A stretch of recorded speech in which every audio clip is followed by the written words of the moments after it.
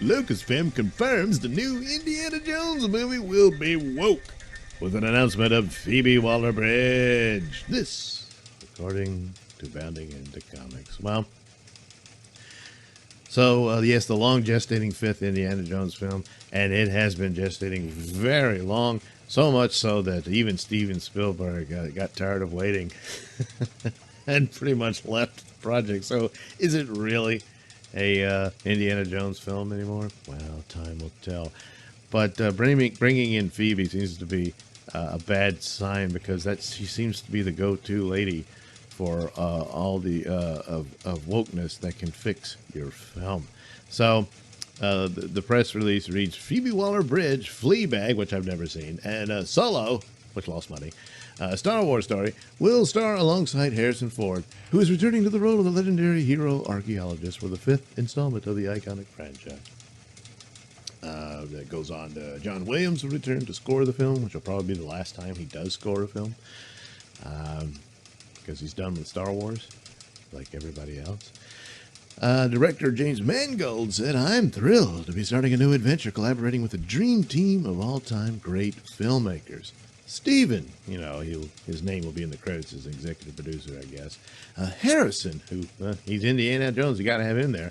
Kathy, yeah, Kathy. Frank and John, are all artistic heroes of mine, are they? Well, Kathy's artistic, is she?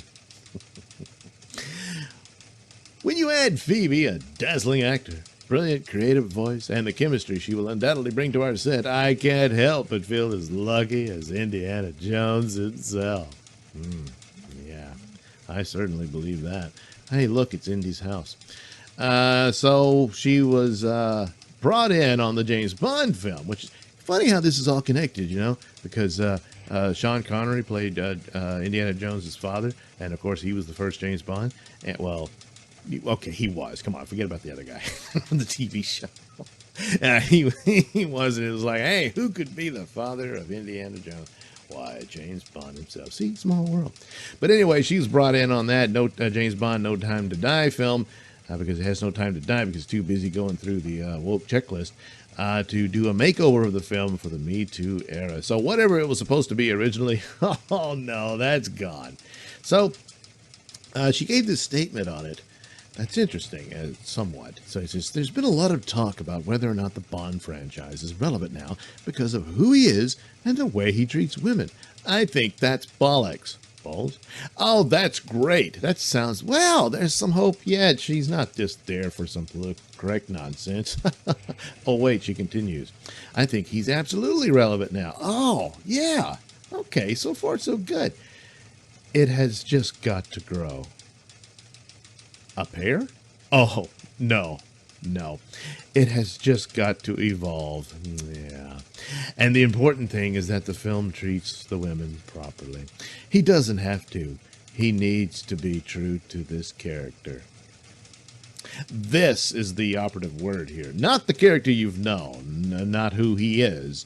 No, he must be completely rewritten into something else. So she didn't really think it's bollocks that it's relevant. She basically said, no, it's not relevant until I take it over and make him into a feminist character. So, yeah. So there he is, getting ready to have his balls kicked in, and they're telling him, you need to be more like this guy.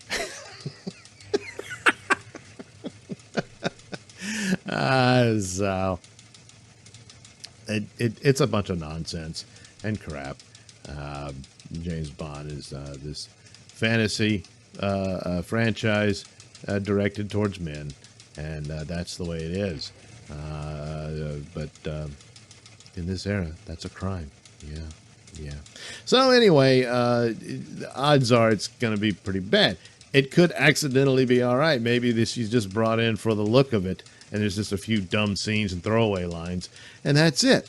The other thing she's known for is she played the idiot droid from Star Wars Solo, a Star Wars story. And fortunately for the movie, it's a rather brief bit of scenes in there. and then she's killed. Her brain, of course, is put into the Millennium Falcon, so she's a part of the narrative forever. So suck it, toxic Star Wars fans. And so that's about it. The movie's kind of, it is a stupid movie. I didn't mind it as much. I actually kind of liked it. And I mean, compared to The Last Jedi, it's a masterpiece. But sadly, Solo paid for the sins of Last Jedi. But you can see what her contribution to it was. Just this stereotype of feminist ideology.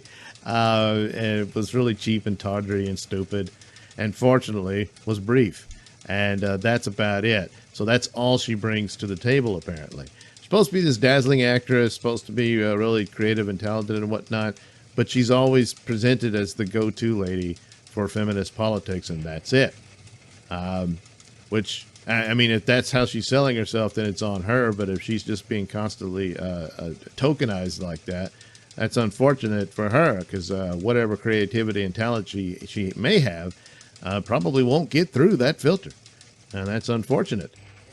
So there's this strange little statement she made about Fleabag. And he said, I would have been the girl with the hand up.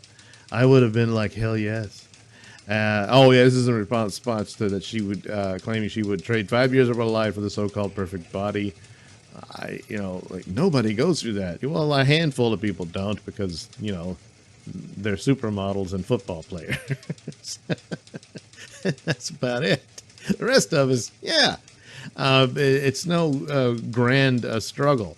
I would have been the girl with the hand up. I would have been like, hell yes, and then thinking that was honest and thinking that's empowering because it's honest, and yet feeling at the same time that it's letting the side down and not really knowing what the rules were. The rules, huh? But then caring so deeply about women and equality and the basic principles of feminism, she continued, and then slightly being frightened by the nuances and that there are traps out there. Yeah, and I feel like that. Even when I get asked about it, my heart starts beating a little faster because I know that there are mines that you can step on. Really, huh? And I think I'll probably always have that. Yeah, you will. Yeah. Woketopia is a minefield.